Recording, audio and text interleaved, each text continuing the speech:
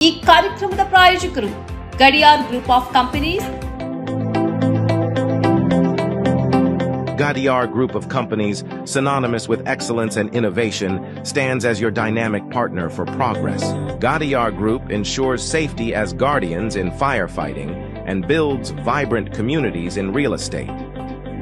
Building tomorrow, today.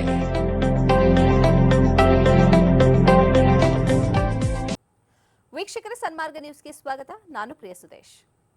ಗೋಹತ್ಯೆಯನ್ನು ಸಂಪೂರ್ಣವಾಗಿ ನಿಷೇಧಿಸಿ Madras high court ನೀಡಿದ್ದ ಆದೇಶಕ್ಕೆ ಸುಪ್ರೀಂ ಕೋರ್ಟ್ ಇಂದು ಮಧ್ಯಂತರ ತಡೆಯಾಜ್ಞೆ ನೀಡಿದೆ.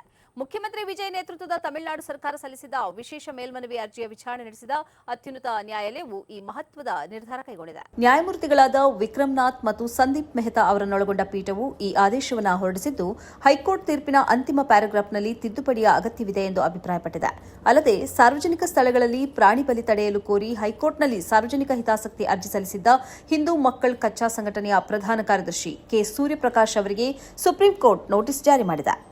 ಬಕ್ರೀದ್ ಹಬ್ಬ ಸೇರಿದಂತೆ ಯಾವುದೇ ದಿನದಲ್ಲೂ ರಾಜ್ಯದ ಯಾವುದೇ ಭಾಗದಲ್ಲಿ ಗೋಹತ್ಯೆ ಮಾಡಬಾರದು ಎಂಬ ಹೈಕೋರ್ಟ್ನ ಸಂಪೂರ್ಣ ನಿಷೇಧದ ಆದೇಶವು ಕಾನೂನುಬಾಹಿರ ಎಂದು ತಮಿಳುನಾಡು ಸರ್ಕಾರ ಸುಪ್ರೀಂ ಕೋರ್ಟ್ನಲ್ಲಿ ವಾದಿಸಿತು. ರಾಜ್ಯದಲ್ಲಿ ಜಾರಿಯಲ್ಲಿರುವ 1958ರ ತಮಿಳುನಾಡು ಪ್ರಾಣಿ ಸಂರಕ್ಷಣಾ ಕಾಯ್ದೆಯಡಿ 10 ವರ್ಷ ಮೇಲ್ಪಟ್ಟ ಹಾಗೂ ಕೆಲಸಕ್ಕೆ ಬಾರದ ಅಥವಾ ಸಂತಾನೋತ್ಪತ್ತಿಗೆ ಯೋಗ್ಯವಲ್ಲದ ಹಸುಗಳನ್ನು ಅಧಿಕೃತ ಅಧಿಕಾರಿಗಳ ಪ್ರಮಾಣ ಪತ್ರದೊಂದಿಗೆ ಕತ್ತರಿಸಲು ಅವಕಾಶವಿದೆ ಎಂದು ಸರ್ಕಾರ ಪ್ರತಿಪಾದಿಸಿತು. ಹೈಕೋರ್ಟ್ ತನ್ನ ವ್ಯಾಪ್ತಿ ಮೀರಿ ಅಸ್ತಿತ್ವದಲ್ಲಿರುವ ಈ ಕಾನೂನಿಗೆ ವಿರುದ್ಧವಾಗಿ ಆದೇಶಿಸಿದೆ ಎಂಬ ಸರ್ಕಾರದ ವಾದವನ್ನು ಒಪ್ಪಿದ ಸುಪ್ರೀಂ ಕೋರ್ಟ್ ಹೈಕೋರ್ಟ್ ಆದೇಶಕ್ಕೆ ತಡೆ ನೀಡಿದೆ. ಜಾರ್ಖಂಡ್ನಲ್ಲಿ 3 ವರ್ಷದ ಹೆಣ್ಣು ಮಗುವಿನ ಮೇಲೆ ಅತ್ಯಾಚಾರ ಎಸಗಿದ ಪ್ರಕರಣವನ್ನು ಪೊಲೀಸರಿಗೆ ತಿಳಿಸದೆ ಪಂಚಾಯತ್ ಮಟ್ಟದಲ್ಲೇ ಮುಚ್ಚಿ ಹಾಕಲು ಯತ್ನಿಸಿರುವ ಆಘಾತಕಾರಿ ಘಟನೆ ಬೆಳಕಿಗೆ ಬಂದಿದೆ. ಆರೋಪಿಗೆ ದಂಡ ವಿಧಿಸಿ ಪ್ರಕರಣವನ್ನು ಗ್ರಾಮದಲ್ಲೇ ಬಗೆಹರಿಸಿಕೊಳ್ಳಲು ಯತ್ನಿಸುತ್ತಿದ್ದ ಪಂಚಾಯತ್ ವಿರುದ್ಧವೇ ಪೊಲೀಸರು ಕಠಿಣ ಕ್ರಮ ತೆಗೆದುಕೊಂಡಿದ್ದಾರೆ. ಜಾರ್ಖಂಡ್ನ ಗುಮ್ಲಾ ಜಿಲ್ಲೆಯಲ್ಲಿ 4 ವರ್ಷದ ಬಾಲಕಿಯ ಮೇಲೆ ಅತ್ಯಾಚಾರ ಎಸಗಿದ ಆರೋಪ ಕೇಳಿಬಂದಿದೆ. ತಾಯಿಗೆ ಸಹಾಯ ಮಾಡುವ ನೆಪದಲ್ಲಿ ಮಗುವನ್ನ ಕೋಣೆಯೊಳಗೆ ಕರೆದೊಯ್ದು ಗ್ರಾಮಸ್ಥನೊಬ್ಬ ಕೃತ್ಯ ಎಸಗಿದ್ದಾನೆ ಎನ್ನಲಾಗಿದೆ. ಮಗುವಿನ ಅಳುವಿನ ಶಬ್ದ ಕೇಳಿ ತಾಯಿ ಧಾವಿಸಿದಾಗ ಬಾಲಕಿ ರಕ್ತಸ್ರಾವದಿಂದ ಬಳಲುತ್ತಿದ್ದು ತಕ್ಷಣ ಆಸ್ಪತ್ರೆಗೆ ದಾಖಲಿಸಿ ಚಿಕಿತ್ಸೆ ನೀಡಲಾಗಿದೆ. ಘಟನೆ ನಡೆದಿದ್ದರೂ ಪೊಲೀಸರಿಗೆ ಮಾಹಿತಿ ನೀಡುವ ಬದಲು ಪ್ರಕರಣವನ್ನು ಗ್ರಾಮ ಪಂಚಾಯತ್ಗೆ ಕೊಂಡೊಯ್ಯಲಾಗಿದೆ. ಪಂಚಾಯತ್ ಆರೋಪಿಗೆ 1 ಲಕ್ಷ ದಂಡ ವಿಧಿಸಿ ಪ್ರಕರಣವನ್ನು ಗ್ರಾಮದಲ್ಲೇ ಇತ್ಯರ್ಥಪಡಿಸಲು ಯತ್ನಿಸಿದೆ. ಆರೋಪಿ ತಕ್ಷಣ 20,000 ಪಾವತಿಸಿದ್ದು, ಅದೇ ಹಣದಲ್ಲಿ ಪಂಚಾಯತ್ನ ಕೆಲವರಿಗೆ ಮಾಂಸದೂಟ ಮತ್ತು ಮದ್ಯದ ಔತಣ ಏರ್ಪಡಿಸಲಾಗಿದೆ ಎಂಬ ಆರೋಪ ದೇಶಾದ್ಯಂತ ಆಕ್ರೋಶಕ್ಕೆ ಕಾರಣವಾಗಿದೆ. ಬಳಿಕ ಪ್ರಕರಣ ಬೆಳಕಿಗೆ ಬಂದಿದ್ದು ಪೊಲೀಸರು ತನಿಖೆ ಆರಂಭಿಸಿದ್ದಾರೆ. ಕೋಲ್ಕತ್ತಾದ ನೇತಾಜಿ ಸುಭಾಷ್ ಚಂದ್ರ ಬೋಸ್ ಅಂತಾರಾಷ್ಟ್ರೀಯ ವಿಮಾನ ನಿಲ್ದಾಣದ ಒಳಗಿರುವ 136 ವರ್ಷಗಳ ಹಳೆಯ ಗೌರಿಪುರ ಜಾಮಿಯಾ ಮಸೀದಿಗೆ ಹೊರಗಿನವರಿಗೆ ಪ್ರಾರ್ಥನೆಗಾಗಿ ಪ್ರವೇಶ ನಿರಾಕರಿಸಿದ್ದನ್ನು ಪಶ್ಚಿಮ ಬಂಗಾಳದ ಮುಖ್ಯಮಂತ್ರಿ ಸುವೇಂದು ಅಧಿಕಾರಿ ಸಮರ್ಥಿಸಿಕೊಂಡಿದ್ದಾರೆ. ರಾಷ್ಟ್ರೀಯ ಭದ್ರತೆ ಮತ್ತು ವಿಮಾನ ನಿಲ್ದಾಣದ ಭದ್ರತೆಯು ಎಲ್ಲಕ್ಕಿಂತ ಮುಖ್ಯವಾದುದು ಎಂದು ಅವರು ಹೇಳಿದ್ದಾರೆ. ತಮ್ಲುಕ್ನಲ್ಲಿ ಮಾಧ್ಯಮಗಳೊಂದಿಗೆ ಮಾತನಾಡುತ್ತಾ ಮುಖ್ಯಮಂತ್ರಿ ಈ ವಿಷಯವನ್ನು ತಿಳಿಸಿದರು. ಮಸೀದಿಯಲ್ಲಿ ನಡೆಯುತ್ತಿರುವ ನವೀಕರಣ ಕಾಮಗಾರಿಯ ಕಾರಣದಿಂದ ಶನಿವಾರದಿಂದ 3 ದಿನಗಳ ಕಾಲ ಪ್ರಾರ್ಥನೆಯನ್ನು ಸ್ಥಗಿತಗೊಳಿಸಿದ ಅಧಿಕಾರಿಗಳ ನಿರ್ಧಾರವನ್ನು ಮುಖ್ಯಮಂತ್ರಿ ಸಂಪೂರ್ಣವಾಗಿ ಬೆಂಬಲಿಸಿದರು. ಈ ಮಸೀದಿಯು ವಿಮಾನ ನಿಲ್ದಾಣದ ಸೆಕೆಂಡರಿ ರನ್ವೇ ಸಮೀಪದಲ್ಲಿದೆ. ಮಸೀದಿಯ ಉಪಸ್ಥಿತಿಯು ವಿಮಾನ ನಿಲ್ದಾಣದ ಕಾರ್ಯನಿರ್ವಹಣೆಯ ಮೇಲೆ ಪರಿಣಾಮ ಬೀರುತ್ತದೆ ಮತ್ತು ಅದು ಭದ್ರತಾ ಬೆದರಿಕೆಯಾಗಿದೆ ಎಂದು ಆಡಳಿತ ಮಂಡಳಿ ಹೇಳಿಕೊಂಡಿದೆ.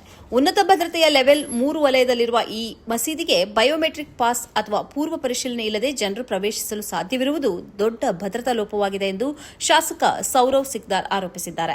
ಆದಾಗ್ಯೂ ಮಸೀದಿ ಸಮಿತಿಯ ಅಧ್ಯಕ್ಷರು ಮತ್ತು ಮಾಜಿ ಸಚಿವರಾದ ಸಿದ್ದಿಕುಲ್ಲಾ ಚೌಧರಿ ಮಾತನಾಡಿ, ಪೂರ್ವ ಸೂಚನೆ ಇಲ್ಲದೆ ಪ್ರವೇಶವನ್ನು ನಿರ್ಬಂಧಿಸಲಾಗಿದೆ ಮತ್ತು ಮಾತುಕತೆ ನಡೆಯುತ್ತಿರುವಾಗ ಏಕಪಕ್ಷೀಯವಾಗಿ ಪ್ರವೇಶವನ್ನು ನಿರಾಕರಿಸುವುದು ಸರಿಯಲ್ಲ ಎಂದು ಹೇಳಿದ್ದಾರೆ. ಸಮಿತಿಯು ಮಸೀದಿಯ ಐತಿಹಾಸಿಕ ಹಿನ್ನೆಲೆಯನ್ನು ಉಲ್ಲೇಖಿಸಿ ಪ್ರಾರ್ಥನೆ ಮಾಡುವ ಹಕ್ಕನ್ನು ಮರುಸ್ಥಾಪಿಸುವಂತೆ ಒತ್ತಾಯಿಸುತ್ತಿದ್ದರೂ ಮುಖ್ಯಮಂತ್ರಿಗಳು ತಮ್ಮ ನಿಲುವಿಗೆ ಬದ್ಧರಾಗಿದ್ದಾರೆ. ಗುಜರಾತ್ನಾದ್ಯಂತ ಸುರಿದ ಭಾರೀ ಮಳೆಯಿಂದಾಗಿ ಸಂಕಷ್ಟಕ್ಕೆ ಸಿಲುಕಿದ ಸಾವಿರಾರು ಕುಟುಂಬಗಳಿಗೆ ನೆರವು ನೀಡುವಲ್ಲಿ ಮುಸ್ಲಿಂ ಸ್ವಯಂ ಸೇವಕರು, ಮಸೀದಿಗಳು, ಮದರಸಗಳು ಮತ್ತು ಸಮುದಾಯ ಸಂಘಟನೆಗಳು ಪ್ರಮುಖ ಪಾತ್ರ ವಹಿಸಿವೆ. ಅಧಿಕೃತ ಅಂಕಿಅಂಶಗಳ ಪ್ರಕಾರ ಸೂರತ್ನಲ್ಲಿ 3,400ಕ್ಕೂ ಹೆಚ್ಚು ಜನರನ್ನು ರಕ್ಷಿಸಲಾಗಿದ್ದು 3,800ಕ್ಕೂ ಹೆಚ್ಚು ಮಂದಿಯನ್ನು ಸುರಕ್ಷಿತ ಸ್ಥಳಗಳಿಗೆ ಸ್ಥಳಾಂತರಿಸಲಾಗಿದೆ. ಗುಜರಾತ್ನಾದ್ಯಂತ 7,522 ಜನರು ಪರಿಹಾರ ಶಿಬಿರಗಳಲ್ಲಿ ಉಳಿದುಕೊಂಡಿದ್ದರೆ ಪ್ರವಾಹ ಪೀಡಿತ ಪ್ರದೇಶಗಳಿಂದ 3,711 ಮಂದಿಯನ್ನು ಸ್ಥಳಾಂತರಿಸಲಾಗಿದೆ. ಈ ಬಿಕ್ಕಟ್ಟಿನ ಸಮಯದಲ್ಲಿ ಸರ್ಕಾರಿ ಸಂಸ್ಥೆಗಳ ಜೊತೆಗೆ ಮುಸ್ಲಿಂ ಯುವಕರು ಮತ್ತು ಸಮುದಾಯ ಸಂಘಟನೆಗಳು ರಕ್ಷಣಾ ಕಾರ್ಯಾಚರಣೆಯಲ್ಲಿ ಕೈಜೋಡಿಸಿವೆ. ಅಹಮದಾಬಾದ್, ವಡೋದರ, ಭರೂಚ್ ಮತ್ತು ಬನಸ್ಕಾಂತದಲ್ಲಿ ಸ್ವಯಂ ಸೇವಕರು ದೋಣಿಗಳನ್ನು ಬಳಸಿ ಪ್ರವಾಹ ಪೀಡಿತ ನೆರೆಯಲ್ಲಿ ಸಿಲುಕಿದ್ದ ನಿವಾಸಿಗಳನ್ನು ತಲುಪಿದ್ದಾರೆ. ನೀರು ಏರಿಕೆಯಿಂದಾಗಿ ಸಂಪರ್ಕ ಕಡಿತಗೊಂಡಿದ್ದ ಪ್ರದೇಶಗಳಿಂದ ವೃದ್ಧರು, ಮಹಿಳೆಯರು ಮತ್ತು ಮಕ್ಕಳನ್ನು ಸ್ಥಳಾಂತರಿಸುವ ಕಡೆಗೆ ಅವರ ಪ್ರಯತ್ನಗಳು ಕೇಂದ್ರೀಕೃತವಾಗಿದ್ದವು. ಹಲವು ಮಸೀದಿಗಳು ಮತ್ತು ಮದರಸೆಗಳು ತಾತ್ಕಾಲಿಕ ಪರಿಹಾರ ಕೇಂದ್ರಗಳಾಗಿ ಬಾಗಿಲು ತೆರೆದಿದ್ದು, ಧರ್ಮ ಅಥವಾ ಜಾತಿಯ ಭೇದವಿಲ್ಲದೆ ಆಶ್ರಯ, ಆಹಾರ, ಶುದ್ಧ ಕುಡಿಯುವ ನೀರು, ಔಷಧಗಳು ಮತ್ತು ಇತರ ಅಗತ್ಯ ವಸ್ತುಗಳನ್ನು ಒದಗಿಸಿವೆ. ಮುಸ್ಲಿಂ ಸಂಸ್ಥೆಗಳು ಮತ್ತು ಕಲ್ಯಾಣ ಸಂಘಟನೆಗಳು ಸಮುದಾಯ ಅಡುಗೆ ಮನೆಗಳನ್ನು ಸ್ಥಾಪಿಸಿ ಪ್ರತಿದಿನ ಸಾವಿರಾರು ಊಟದ ಪೊಟ್ಟಣಗಳನ್ನು ತಯಾರಿಸಿ ಸಂತ್ರಸ್ತ ಕುಟುಂಬಗಳಿಗೆ ವಿತರಿಸಿವೆ.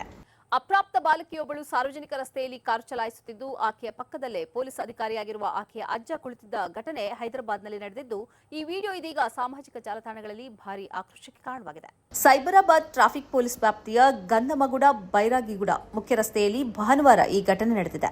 ಬಾಲಕಿ ಚಲಾಯಿಸುತ್ತಿದ್ದ ಕಾರು ಅತ್ಯಂತ ನಿಧಾನವಾಗಿ ಸಾಗುತ್ತಿದ್ದ ಕಾರಣ ಟ್ರಾಫಿಕ್ ಜಾಮ್ ಉಂಟಾಗಿತ್ತು. ತಾಂತ್ರಿಕ ದೋಷವಿರಬಹುದು ಎಂದು ಭಾವಿಸಿ ಸಾರ್ವಜನಿಕರು ಕಾರಿನ ಬಳಿ ಹೋದಾಗ ಸ್ಟೇರಿಂಗ್ ಬಳಿ ಪುಟ್ಟ ಬಾಲಕಿ ಇರೋದು ಕಂಡುಬಂದಿದೆ. ಸ್ಥಳದಲ್ಲಿದ್ದವರು ಪ್ರಶ್ನಿಸಿದಾಗ ಬಾಲಕಿ ನನ್ನ ಅಪ್ಪ ಸಬ್ ಇನ್ಸ್ಪೆಕ್ಟರ್ ಎಂದು ಉತ್ತರಿಸಿದ್ದಾಳೆ.